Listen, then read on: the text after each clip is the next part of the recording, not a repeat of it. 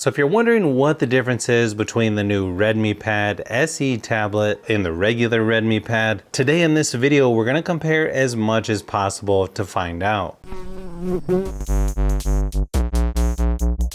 Pricing on these two is sort of confusing because in the United States, they're about the same price, just over $200. Same storage options for both at 128 gigabytes with the option of 4, 6, or 8 gigabytes of RAM. Both can use a micro SD card for expanded storage as well. Both tablets have an IPS LCD display with 90 Hz refresh rate. You will notice the new Redmi Pad SE has a little bit larger display at 11 inches with 1200 by 1920 resolution versus a 10.61 inch with 1200 by 2000 resolution on the standard Redmi Pad. They seem to have very similar displays though. Depending on what you're looking at, sometimes the SE looks better, sometimes the standard version looks better, and both have wide vinyl ones so you can watch apps like Netflix and full HD playback resolution, but I don't think you can go wrong with either one when it comes to the display quality. Weird thing is, they've got the same size 8000 milliamp hour battery, and yeah, both have pretty good battery life, but surprisingly, the regular Redmi Pad lasted about 1 hour longer in my testing, so about 8 hours for the Redmi Pad SE, 9 hours for the regular Redmi Pad. So both are going to have plenty of power to get you through a couple days of mixed usage, even longer if you turn the screen brightness down, but if you want the tablet with better battery life, you'll want to go with the regular Redmi Pad.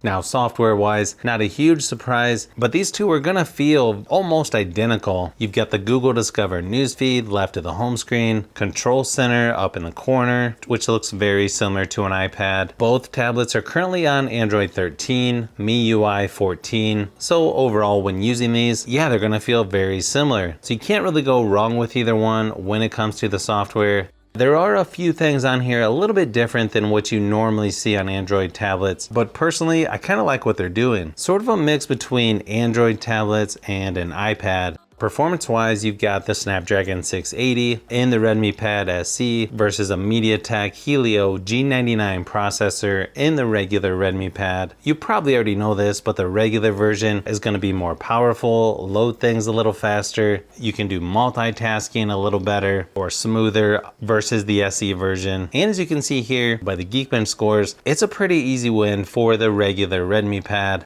Same thing when it comes to gaming. The SE version isn't going to have as good of frame rates or graphics while gaming versus the standard Redmi Pad. Both are going to play games like PUBG Mobile and Asphalt 9 fairly smooth, although the SE version is very entry-level performance, so it's just not going to look as good or play as smooth as on the regular version. One advantage with the SE version is you've got a headphone jack where you don't get that on the standard Redmi Pad. When it comes to speakers, the nice thing is you get 2 on each side for both tablets.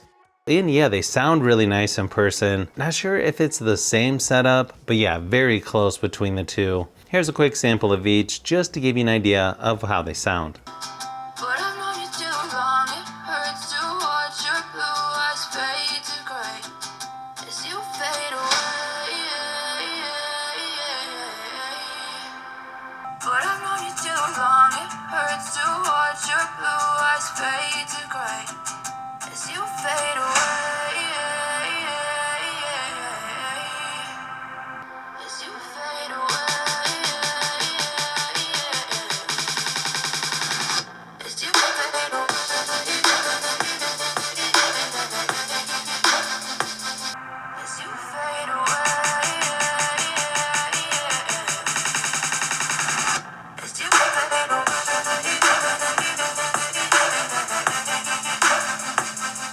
Camera quality is going to be very similar also between these two. They've got an 8 megapixel rear facing, 5 megapixel on the front for both tablets, and you can shoot up to 1080p resolution for video recording. You could probably get by using either one for Zoom meetings or other video conference calls. It's going to be pretty close, but I feel like the standard version might be slightly better. But here's a quick sample of each just to give you an idea of what to expect.